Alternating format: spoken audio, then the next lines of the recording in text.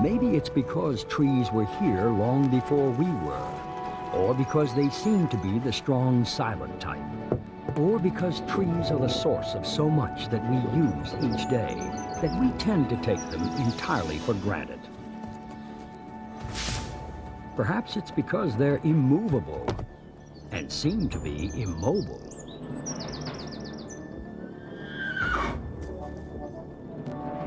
While we go about our lives at high speed, they appear to stand still. But although we might not see it, a tree is far from immobile. Seen in a different light and heard in a different way, it's definitely one of Earth's most powerful movers and shakers. From head to toe, a tree does nothing but move.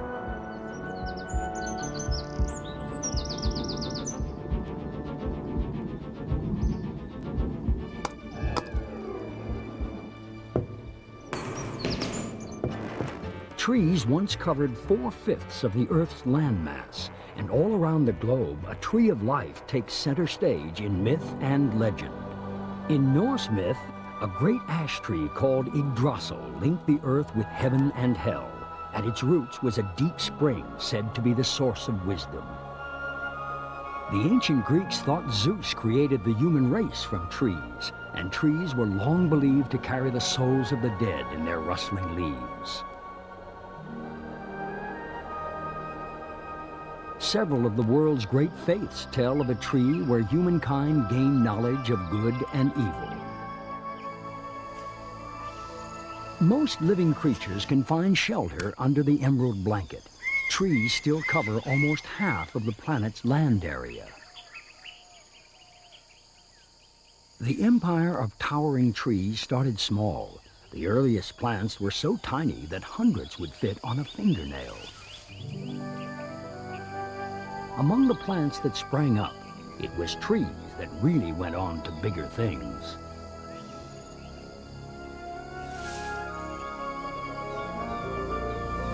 Perhaps no tree has more regal bearing than the oak. It offers so much: hardy timber, a habitat for other living things, and longevity people can only dream of. An oak believed to have sheltered Robin Hood still lives in Sherwood Forest.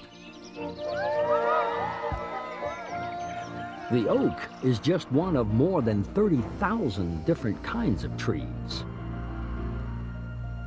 Over time, 3 great tree families evolved. The first was the conifer. Pines and other conifers took the streamlined path to power with the simplest of leaves, needles and scales.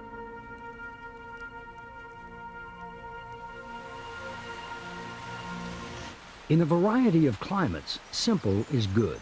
Tiny leaves with a tough coating minimize water loss. And with more sugar produced, some conifers generate their own antifreeze. Conifers found a place of honor in the world of myth and legend. Their fragrant boughs were symbols of undying life and were brought indoors for Europe's midwinter festivals long before there were Christmas trees. An old story says juniper should be planted near doorways, as a witch would be able to enter only when she had correctly counted all the needles of the tree. The palm family were named for the spreading hand-like shape of their leaves. Tough and fibrous, they thrive in the warmest parts of the planet.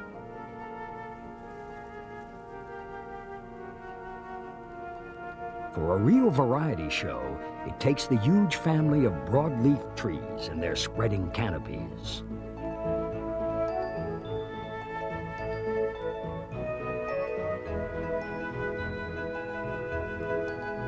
Their leaves come in a multitude of shapes and sizes.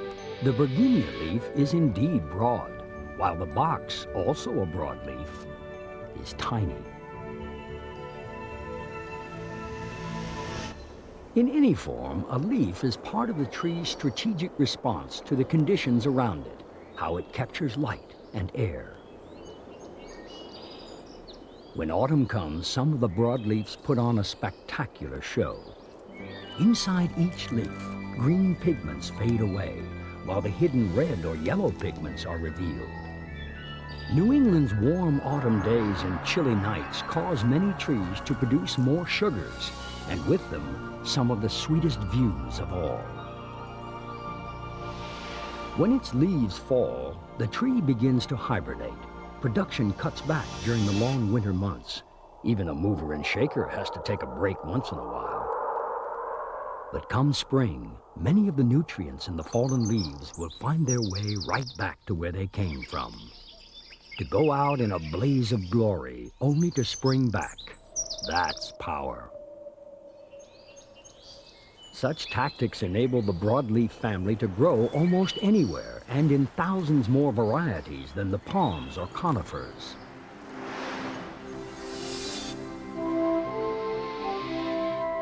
So what makes a tree a tree? It's not their tangled branches or their seeds or even their roots, although they may stretch as wide as the tree is tall. It's a combination of features: a single stem, the ability to make wood, and usually height. Giant bamboo? Close, but not a tree. It has multiple stems. A tiny bonsai?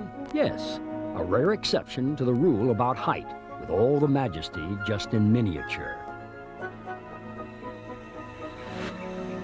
A tree of some kind can grow almost anywhere, rooted in swirling tides or bending in the wind. Finding a foothold on rocky terrain or bound in ice. Still, a few places on Earth have no trees at all, where nature is at its most inhospitable, at the highest altitudes or in the icy wastes of the North and South Poles. And there are other realms where trees can only grow when the local residents allow. In the grasslands of Africa, a contest with a hungry elephant can only have one result. Elsewhere, it's agriculture keeping the trees at bay.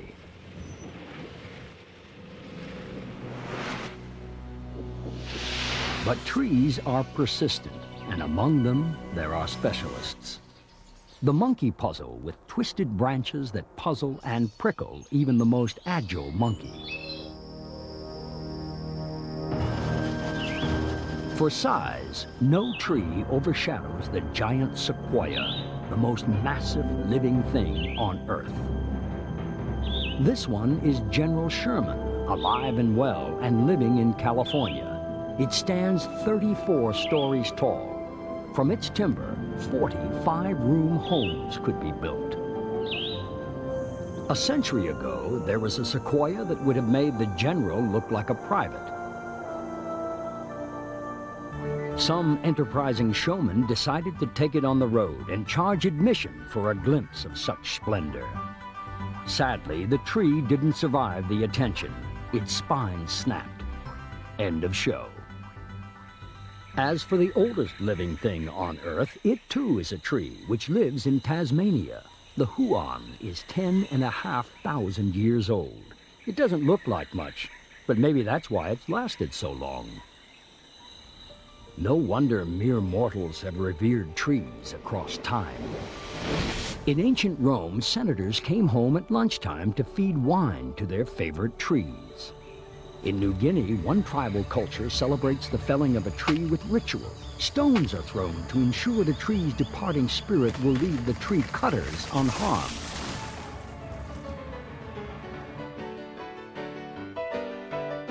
Tree superstitions live on.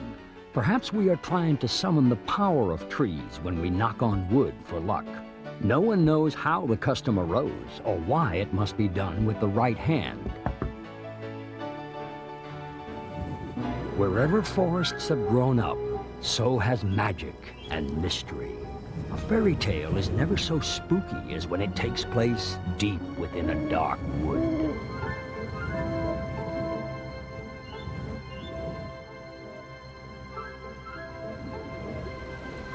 Where the forest is dense, at least the trees are safe.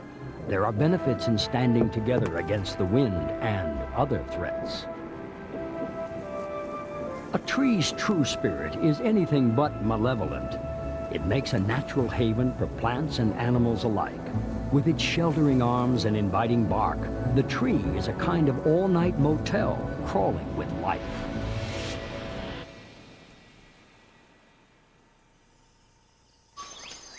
Birds of paradise flit in for courtship. Any neighborhood tree will do. Some trees are more like five-star hotels with residents booked in for longer stays. Each kind of fig tree is emphatically exclusive. Only one kind of wasp is resident in each.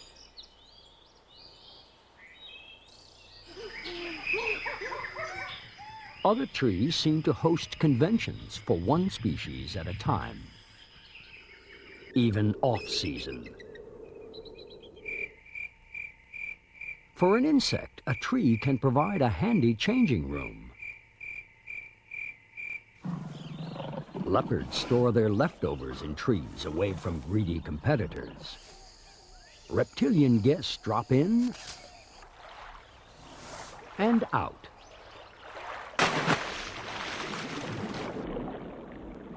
And a tree may offer the best watering hole around, a pocket of refreshment between the main branch and the trunk. With several stories of space for those that come to stay, any host might find itself with problem guests, like the room-wrecking woodpecker.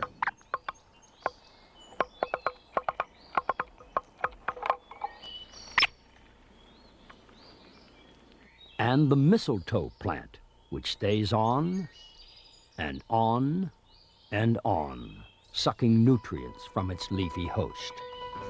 Strangely enough, mistletoe often checks out in December. It seems to get invited elsewhere for Christmas. Only a tree can provide the year-round food supply some mammals store away, nutrition-packed seeds like acorns.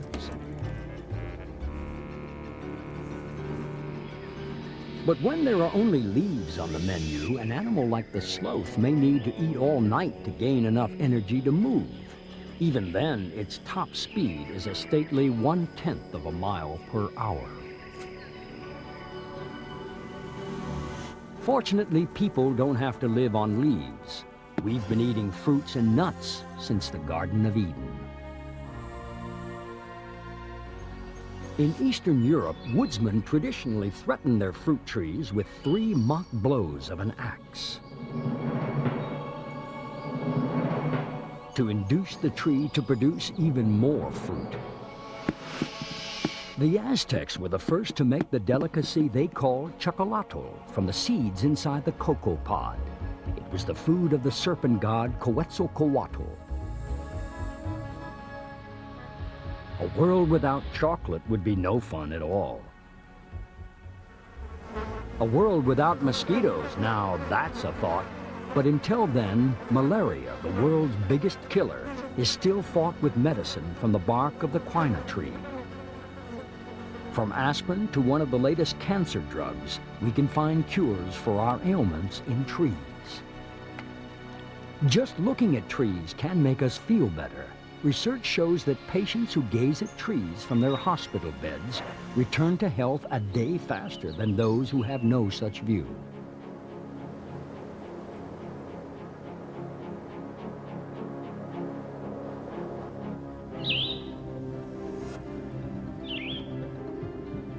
Wood is one of our oldest and most dependable natural resources.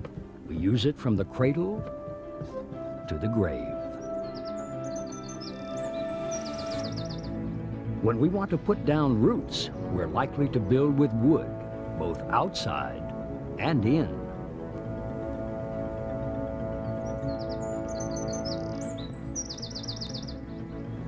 When we're not sheltered by wood, we're burning it.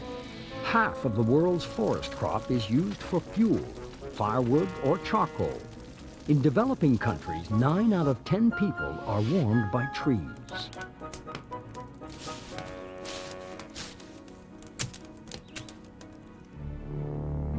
Throughout history, when human beings have felt rootless, they have turned to wood. Nearly 4,000 mature trees were needed to build an 18th century warship.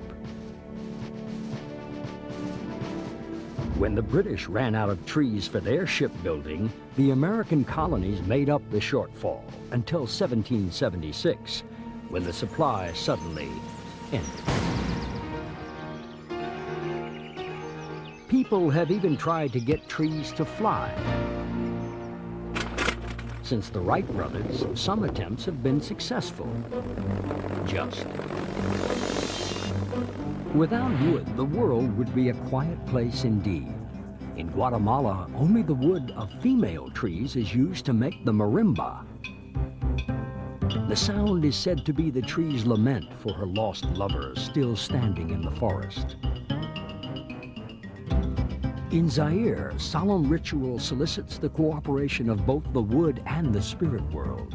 When the drum spirit is pleased, dancers become lost in the music.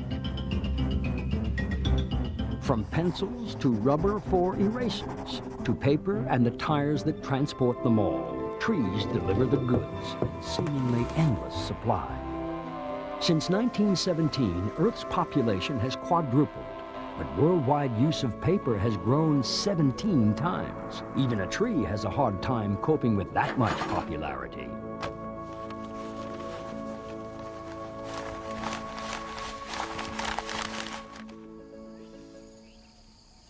In some places, trees get a hand. Expert tree farming, recycling, and conservation all stretch what a tree can produce.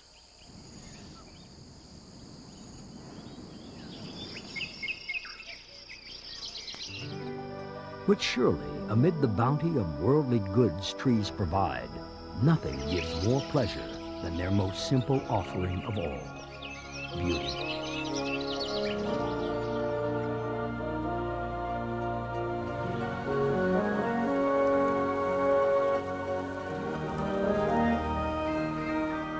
One Scottish farmer even planted his forest in the shape of a heart. Trees should be close to our hearts since they fill our lungs. One mature oak tree provides a year's supply of oxygen for 8 people, or a whole warren of rabbits.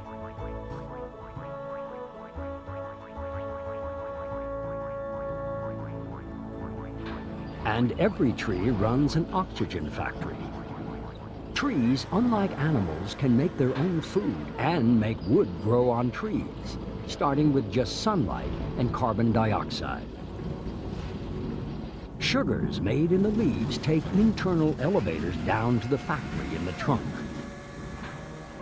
Deep in the basement, water and minerals are sucked up by the roots, a labyrinth of drinking straws stretching to any source of water.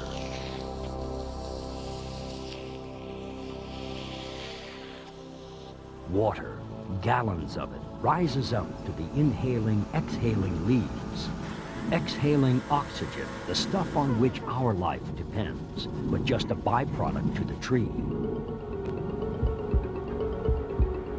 It's sugars the tree needs, which fuel its steady expansion, the wood building that happens at the outer edge of the factory floor. There, new cells harden like cement mix and turn to solid wood.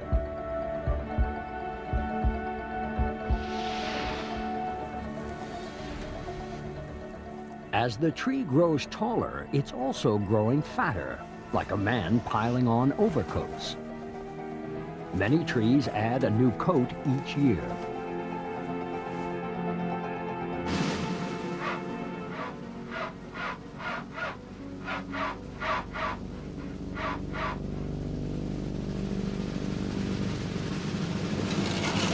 Good times show as wide rings. The bands between rings form during winter when growth virtually halts. Tropical trees grow all year and have no rings. The eucalyptus adds a thick yearly ring, while the huan makes the thinnest rings of all. As human beings live through revolution and war, fashions and fads, a tree just keeps adding rings. As millions of munching mouths, illness, and gale-force winds hurtle through, there's constant stress, and only the strong can take it. When trees are under threat, they make strategic moves and they mount defenses. The African acacia is locked in an arms race. Its thorns are anti-giraffe paraphernalia. But giraffes can adapt too. They've developed thick, rubbery lips, and they've learned to wrap their remarkable blue tongues around the thorns to feed. The acacia raises the stakes. It can inject poison into its leaves. And there's more. The tree gives off gas to warn its neighbors to release their poison if a predator lurks. Who says trees can't talk? However, trees can't walk, let alone run. Their powers cannot match the fury of fire. When fires ravage forests, the toll seems terrible. But sometimes the apparent disaster can be friendly fire. After the flames sweep through, fire-adapted species spring to life. Heat-sensitive seed pods burst open in the heat, and new shoots quickly sprout. Even in death, trees have the power to provide for the next generation. When the time is right, a tree will stop at nothing in the effort to entice, wearing scent, bright colors, and plenty of flowers. The Cortez Amarillion of South America is something of a shy seducer. It only flowers for one day each year, and always at tea time. Every tree is a seducer with a mission.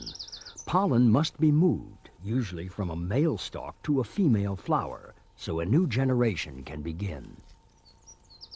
Pollen grains cling to birds, bees, and bats, who never even know what hits them.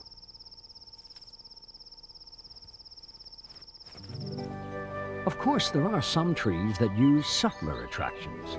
There's no point in dressing up if the only help you need is from the wind. Then a less colorful bit of fluff will do. After the seduction, seeds take shape, but they don't stick around for long.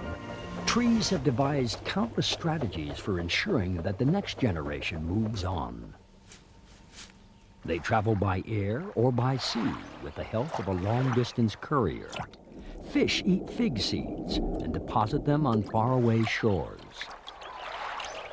Monkeys perform a similar function and provide a helpful load of fertilizer upon delivery.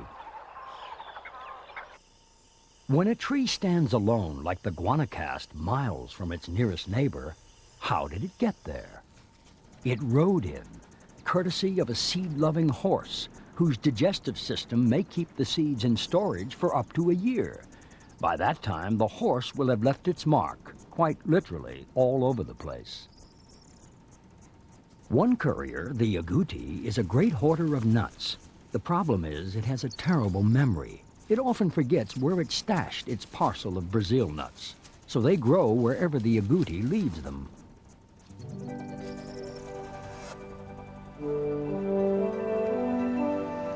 Trees are so successful in their reproductive schemes that they're often associated with human fertility. In parts of India, the fruit of the coconut palm is kept in shrines and given to women wishing to bear children.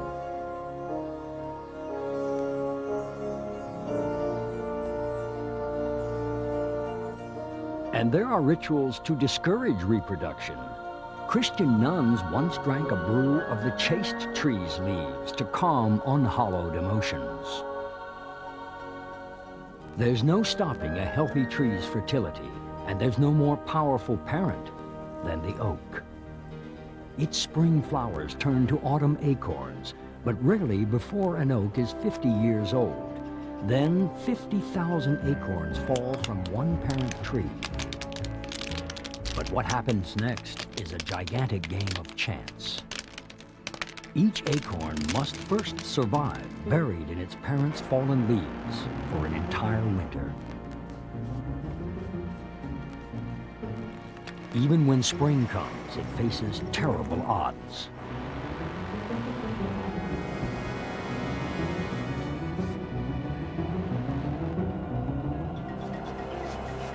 An acorn isn't looking for parental attention. If it's to survive, it must make a clean getaway.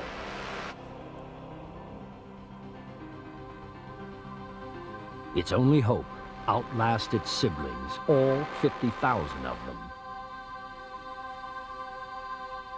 Among so many acorns, there may be just one that survives and goes on to feed the seedling that sprouts and grows. With the strength of its powerful inheritance, plus luck, a sapling will live to magnificent maturity.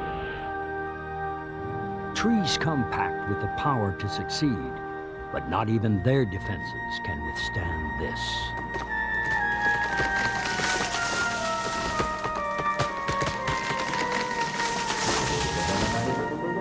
With what we now know about trees, deforestation is being reconsidered all over the world. For the oxygen supplied by trees is only part of their wealth. They are also like a bank, storing away some of our modern waste. Even a small wood can absorb much of the carbon dioxide produced by a fossil fuel power station. Whether growing in a sheltered forest or standing alone in the heart of a city, a tree is its own powerhouse of activity. Deep in its hidden factory, it conjures so much from so little. A tree will be many things in its lifetime. It will be powerful, productive, and more than a little bit pushy. The one thing it will not be is still.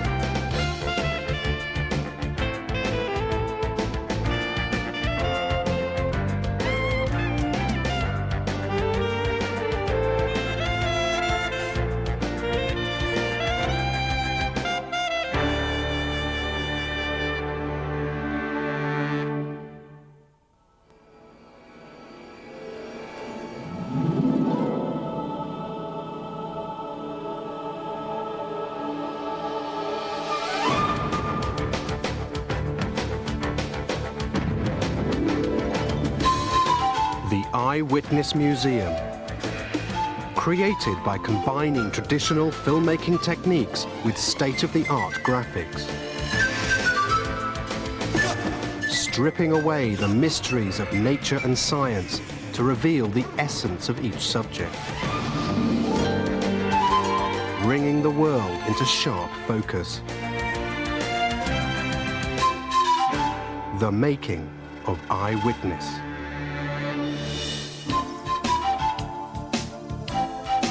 The distinct style of the Eyewitness books is the basis for each of the programs. Each half-hour episode is based on a book title. The Eyewitness book's visual style gives the program makers a starting point and a challenge. The challenge of transferring clarity and super realism into moving images and sound. Now let's take a look behind the scenes at the making of Tree. The Eyewitness team are ready to rise to any challenge, but a proper tree complete with roots in the Eyewitness studio? Time to consult with the model makers. Cleverly from your real tree to a model tree to, again, the other important one. They drew up plans, collected materials, and set to work. First, they built a metal skeleton to give the structure a backbone. That is covered in tape. Next comes a spray-on expanding foam, lightweight with a bark-like texture. Even the leaves and branches have to be custom-made to 1/2 scale. The tree took weeks to complete. To get the fluid flying shots desired, the tree is brought into a studio equipped with a computer-driven camera. And because of the sheer scale of the model, there was only one studio with a rig large enough to accommodate it. Once the moves were practiced, the last-minute touches had been completed, and the computer programmed, it was time for action.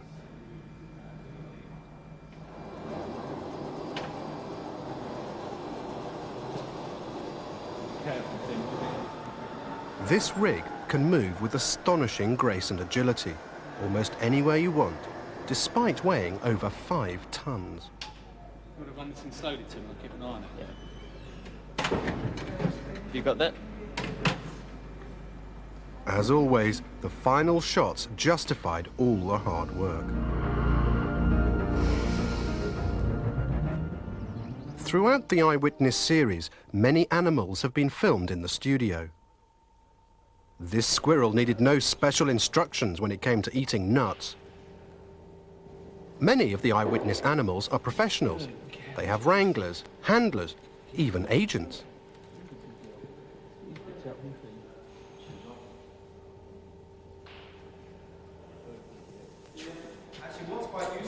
This fox was orphaned as a cub. Rescued and reared by his handler, he's appeared in dozens of films and commercials. Pigs live a blinkered life. Still, they'll work for peanuts. Or acorns, if that's what's on the menu.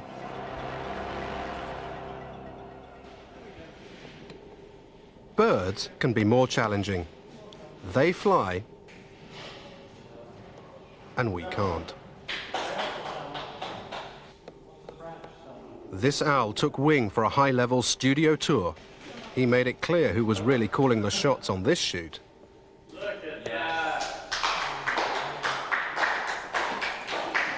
don't think you're going to have much luck at filming her.